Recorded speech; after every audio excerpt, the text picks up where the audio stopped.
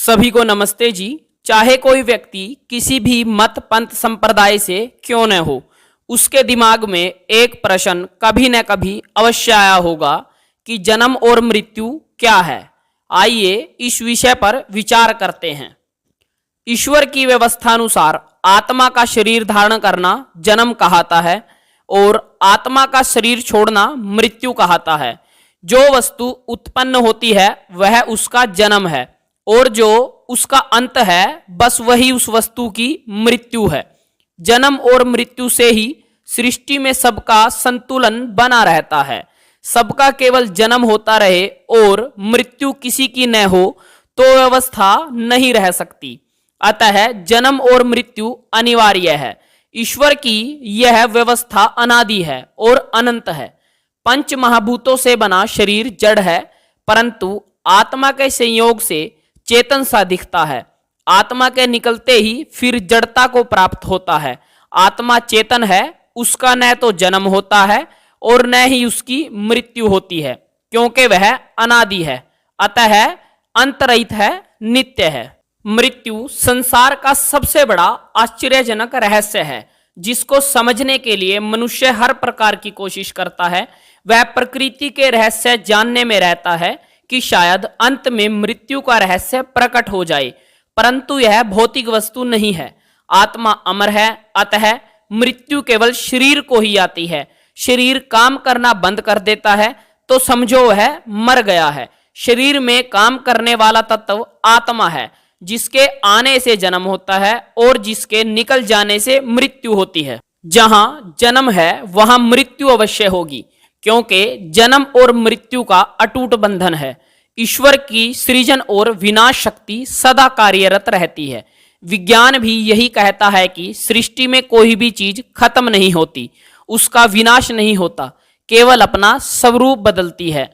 जब शरीर मरता है तब अग्नि के हवाले कर दिया जाता है तो हमें लगता है कि वह शरीर भस्म हो गया, परंतु होता यह है कि जिन जिन भूतों से वह शरीर बना है उन्हीं में लीन हो जाता है।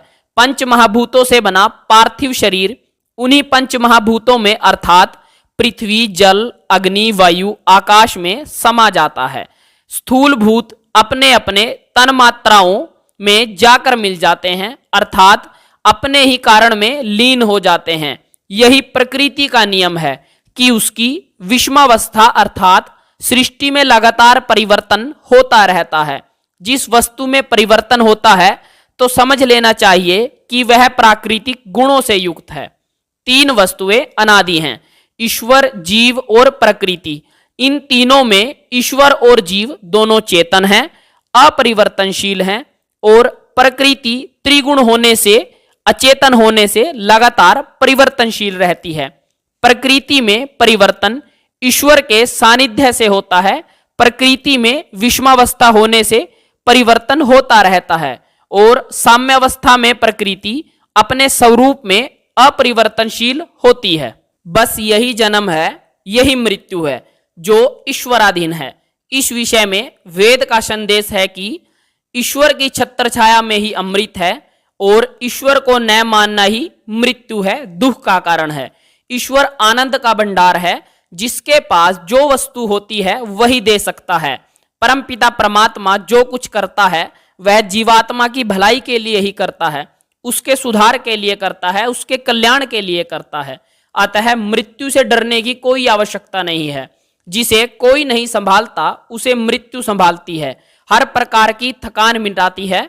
मृत्यु आनंद प्रदान करती है तथा मोक्ष देने में यही काम आती है। मोक्ष काल में यह भौतिक या सूक्ष्म शरीर नहीं रहता। आत्मा केवल अपने स्वाभाविक गुणों के साथ ही मोक्षानंद में रहता है। अब प्रश्न ये उठता है कि जीवन क्या है, इसका क्या महत्व है। आइए इस विषय पर भी विचार करते हैं। जन्म और मृत्यु के बीच का समय जीवन कहलाता है। मनुष्य योनि में जीव को भोग और योग प्राप्त होता है। मनुष्य जीवन बड़ा महत्वपूर्ण है। जीवन में ही सब प्रकार के शुभ अशुभ कार्य होते हैं, जिसके फलस्वरूप जीव की उन्नति या अवनति निर्भर होती है। इस जीवन में अगर कुछ नहीं किया तो उस व्यक्ति का आना जाना कोई महत्व नहीं रखता, उसका जीवन बेकार होता है। जीवन में जीने की कला को सीखना चाहिए, आशावादी बनना चाहिए। जीवन का हर पल, हर क्षण राजी खुशी प्रेम से ईश्वर का धन्यवाद करके गुजारना चाहिए। जीवन का महत्व तभी है जब संसार से विदा हों तो लोग हमारे किए को याद करें, सराहें। जो कर्म हमने अधूरा छोड़ा, लोग उसको पूरा करें। जिसका यश कीर्ति सदा रहती है, उसी का जीवन सफल है। वरना कहीं आए और गए,